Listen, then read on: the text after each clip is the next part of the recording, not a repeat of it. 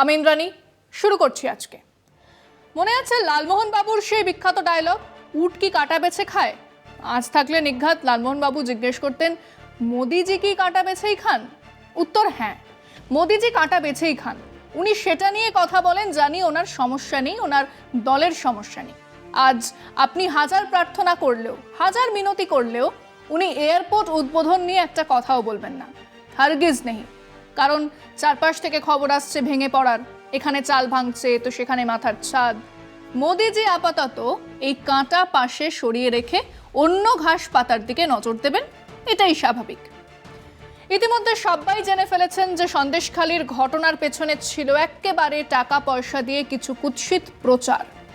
সেই সন্দেশখালির বিদ্রোহিনী এখন সন্দেশখালিতে ঢুকছেন না। শুভেন্দু অধিকারীর পরামর্শে তিনি আপাতত মামলা করছেন। কিন্তু মোদিজি সেই সন্দেশখালির কথা তুললেন সংসদে, তুললেন চোপড়ার কথা।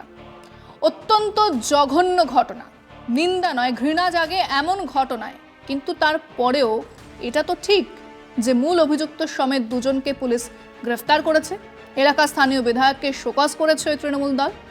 একেবারে নির্ভেজাল মাৎসন্যায়ের বদলে অন্তত আইনের শাসনের খানিকটা তো দেখাই যাচ্ছে। কিন্তু সংসদের বিরোধী আসনে বসা প্রত্যেক সদস্য যখন মণিপুর নিয়ে মুখ খুলতে বলেছেন, তখন উনি মুখ খোলেননি। আর বিরোধীরা ওয়াকআউট করার পরে তার ইচ্ছে মতন কিছু কথা বলেছেন। আজ সেটাই বিষয় আজকে। মোদিজি উট নন, তাই কাঁটা বেছেই খান।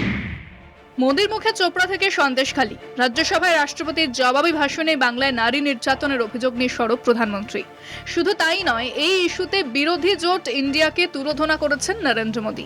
নারী নির্যাতন নিয়ে বিরোধী শিবিরে প্রবীণ নেতারা কেন চুপ, প্রশ্ন তোলেন প্রধানমন্ত্রী। বিরোধীদের সিলেক্টিভ মানসিকতা অত্যন্ত উদ্বেগজনক বলেও কটাক্ষ করেছেন। এখানেই উঠছে প্রশ্ন, সিলেক্টিভ মানসিকতা নিয়ে কি করে প্রশ্ন তোলেন মোদিজি? সিলেক্টিভ মানসিকতার প্রমাণ তো স্বয়ং প্রধানমন্ত্রী। মণিপুরের রাজপথে মহিলাকে বিবস্ত্র করে হাঁটানোর ছবি দেখে মাথা হেট হয়ে গিয়েছিল গোটা দেশের। বারবার সংসদে বিরোধীরা মণিপুর নিয়ে সরব হলেও চুপ ছিলেন প্রধানমন্ত্রী। বিরোধী শিবির লোকসভার কক্ষ থেকে বেরিয়ে গেলে প্রধানমন্ত্রী ছুঁয়ে যান মণিপুর ইস্যু। হাথরস, কাঠুয়া, উন্নাওয়ে মহিলাদের যন্ত্রণায় দেশ গর্জে উঠলেও মুখে কুলুপ ছিল প্রধানমন্ত্রী। এছাড়া চন্দ্রবাবু নাইডু থেকে অজিত পাওয়ার, হিমন্ত বিশ্ব শর্মা, যাদের বিরুদ্ধে একদা দুর্নীতির ভুরি ভুরি অভিযোগ তুলেছিল গেরুয়া শিবির, তারাই এখন বিজেপিতে যোগ দিয়েছেন। তখন তাদের দুর্নীতি নিয়ে চুপ থেকেছেন মোদী। আর আজ উনি বিরোধীদের সিলেক্টিভ মানসিকতা নিয়ে কটাক্ষ করছেন। প্রশ্ন থেকেই যাচ্ছে মোদিজির মানসিকতা নিয়ে। খানিক অরণ্যদেব আর খানিক উটের মতনই। মোদিজি জানিয়ে কথা বলবেন মনে করেন, সেটাই বলেন। বাকি বিষয়ে তিনি মৌন থাকেন।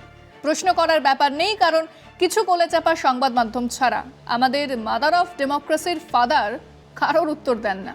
সবটাই ওয়ান ওয়ে ট্রাফিক। এখনো জোর গলাতেই বলে চলেছেন, জিরো টলারেন্স টু করাপশন, মানে এক ছটাক দুর্নীতিও নাকি সহ্য করা যাবে না। এই কদিন আগে চন্দ্রবাবু নাইডুকে দুর্নীতির মধ্য থেকে জন্ম নেওয়া রাজনীতিবিদ বলেছেন। অজিত পাওয়ার তখন শরদ পাওয়ারের সঙ্গে তাকে স্ক্যাম মাস্টার বলেছেন। প্রফুল্ল প্যাটেলের বিরুদ্ধে দাউদ গ্যাংয়ের সম্বন্ধ আছে, সিবিআই কেস চলছে। হিমন্ত বিশ্ব শর্মার ওপর সারদা মামলা আছে। কিন্তু এরা সব এখন কেন বিজেপিতে, উনি তার জবাব দেবেন না। কারণ ওই যে উট কাঁটা বেছে খায়। বলেছিলেন কেবল 50 দিন সময় দাও, নোটবন্দি যদি সফল না হয় তাহলে দেশের যে কোনো চৌরাস্তার মোড়ে দাঁড় করিয়ে জিন্দা জ্বালা দেনা। আমরা তো মধ্যযুগের বাসিন্দা নই, জ্যান্ত জ্বালানোর প্রশ্নই নেই। কিন্তু অন্তত এই প্রশ্নের উত্তর তো দিন যে কেসটার হলো কি, কেন করেছিলেন ওই নোটবন্দি? উনি উত্তর দেবেন না। যদি জিজ্ঞেস করেন ওই যে থালা বাজানো, দিয়া জ্বালানো, এগুলোর পেছনে কোন কারণ ছিল, উনি বলবেন না। ওনাকে প্রশ্ন করুন, কেন আজ পর্যন্ত দেশের টাকা নিয়ে বিদেশে পালিয়ে যাওয়া ওই শিল্পপতিদের একজনকেও দেশে ফেরানো গেল না, উনি উত্তর দেবেন না। যদি তথ্য দিয়ে প্রশ্ন করা হয় যে আমাদের দেশে ধনী আর গরিবের বৈষম্য বেড়েই চলেছে কেন, উনি উত্তর দেবেন না। ওনার সেই প্রতিশ্রুতি কৃষকের আয় 3 গুণ করে দেওয়া হবে, কেন আজ তা 1.5 গুণও নয়, প্রশ্ন করলে উনি উত্তর দেবেন না। কেন কৃষি বিল এনেছিলেন, কেনই বা তা ফিরিয়ে নিলেন, এই প্রশ্নের উত্তর তিনি দেবেন না। আপনার কথায় দেশ বিশ্বগুরু, অথচ আমাদের দেশের ফ্রিডম ইন্ডেক্স ব্যক্তি স্বাধীনতার সূচক কেন তলানিতে, প্রশ্ন করুন, উনি উত্তর দেবেন না। অথচ তিনি বলেই চলেছেন, অনর্গল বকে যাচ্ছেন, যা মনে হয় বলে যাচ্ছেন। আমরা আমাদের দর্শকদের জিজ্ঞেস করেছিলাম, যে মোদিজি হাথরস, কাঠুয়া, উন্নাও, মণিপুর নিয়ে মৌন, তিনি কেন চোপড়া নিয়ে এত কথা বলে চলেছেন? শুনুন দর্শকেরা কি বলছেন।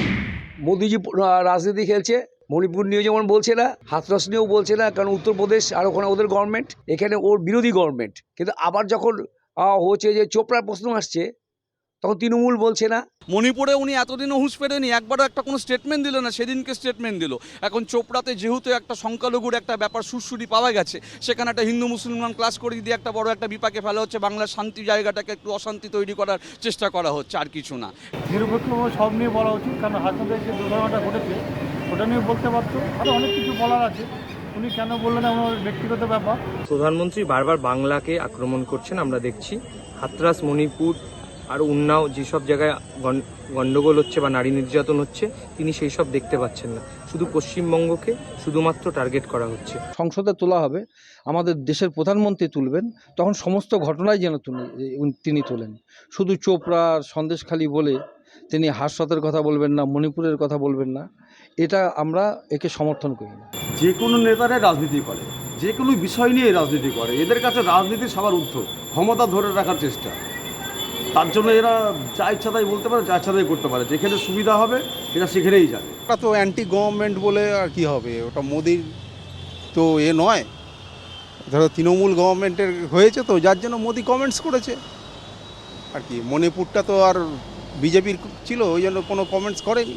চোপড়ার কথা চলছেন, সন্দেশখালীর কথা তুলছেন। আমরা সন্দেশখালীতে বিরোধিতা করেছি, সন্দেশখালী কাণ্ডের বিরোধিতা করছি, চোপড়া কাণ্ডেরও বিরোধিতা করছি, হাতরাসেরও বিরোধিতা করছি। কিন্তু মোদিজি সেগুলো বলবেন না, তিনি একটাকে বলবেন, অন্যটাকে বলবেন না। এটাই হচ্ছে মোদিজির অস্ত্র।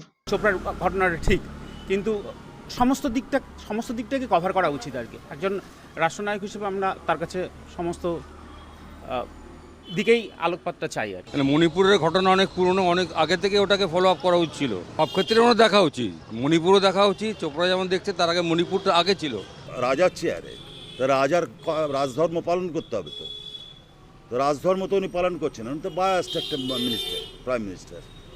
তা উনি যেমন চোপড়া হচ্ছে এটা আমরাও নিন্দা করব, আবার এটাও নিন্দা করবো যে হাতরাস থেকে শুরু করে কেন প্রশাসনিক কী হয় না। চোপড়ায় উনি সিট পাননি, তার জন্য উনি এখন অনেক কথাই বলবেন। ওয়েস্ট বেঙ্গলে তো ওনার অনেক সিট কমে গেছে। এক আশ্চর্য মানুষ, এক নার্সিসাস, মেগালোমেনিয়াক, আত্মরোমাঞ্চতে ভুগতে থাকা মানুষ। এখন নার্সিজম বা মেগালোমেনিয়া তো দোষের নয়, এগুলো অসুখ। চিকিৎসা করলে, ঠিকঠাক ওষুধপত্র খেলে বা ডাক্তারের কথা মেনে চললে সেরেও যায়। সমস্যা সেটা নয়, সমস্যা হলো তেমন এক মানুষ যদি দেশের প্রধানমন্ত্রীত্বের পদে বসেন, তাহলে দেশের ক্ষতি, সমাজের ক্ষতি। আজকে পর্যন্তই।